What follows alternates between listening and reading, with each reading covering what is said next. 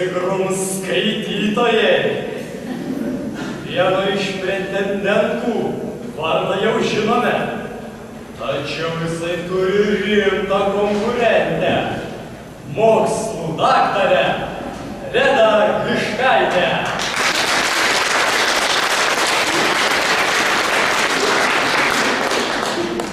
Vrublevskių biblioteka, ilgą laiką buvusi uždara citadelė, prieinama tik tai mokslininkams ir daktarams. Visai neseniai atvėrė duris visiems miesto gyventojams. Į Vilnių plūsta žmonės.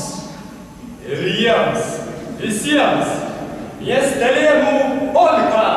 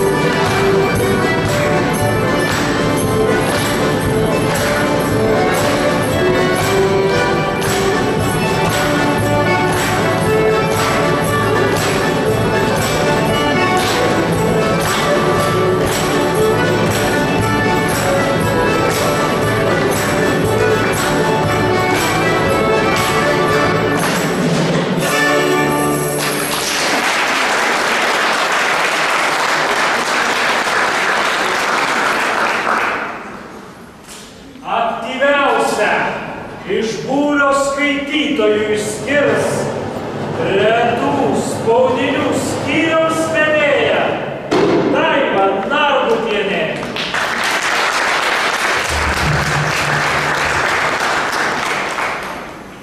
Dėkoju už tą galimybę įteikti apdovanojimą aktyviausiai bibliotekos skaitytojai. Iš tiesų, kas mes būtume be skaitytojų?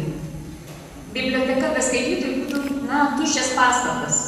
Svarbu yra fondai, svarbu yra tai, ką mes, bet labai yra svarbu ir mūsų skaitytojai, kur mes visada laukime ir nesame kaip tas Erlicko herojus, kad pyktume, kad grasintumėmės jiems ko nors neduoti, kaip tik atvirkščiai stengtumės, kviečiame ir laukime ir labai džiaugiuosi, turėdama tą galimybę šiandien ir paskelbti aktyviausią skaitytoją. O kas jis?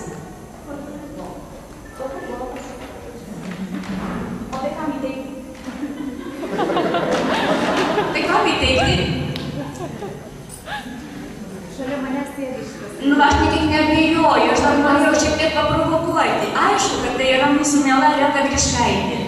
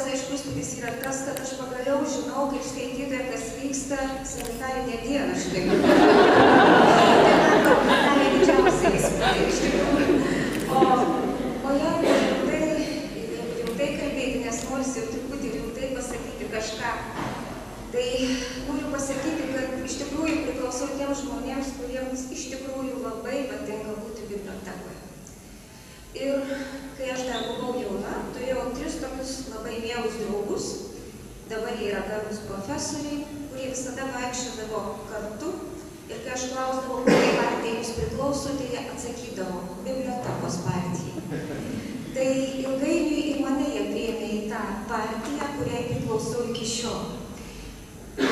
Žino taip pat visi, kad mano mylimiausia biblioteka yra kaip tik ši biblioteka.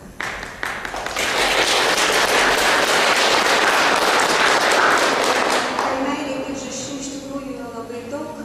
Visų pirma, čia saugomi brangiausi man rankraščiai ir brangiausios man knygos. Antra, man čia labai patinka aura, kuri supa šį pastatą. Čia tiesiog yra tokia gera aura, bet ji atsiradusi iš tikrųjų ne iš niekur, o tai yra 100 metų įdirbis, čia dirbusių žmonių įdirbis.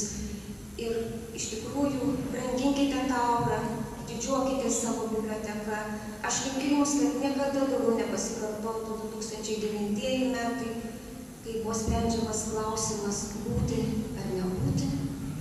Ir būkite orus, didžiuokitės šią savo instituciją ir žinokite, kad jūs jau dabar esate tos institucijos, šios nuostabios bibliotekos istorijos dalimi. Dar kartą ačiū, dėkinga ir tiesiog lūkštą žodį.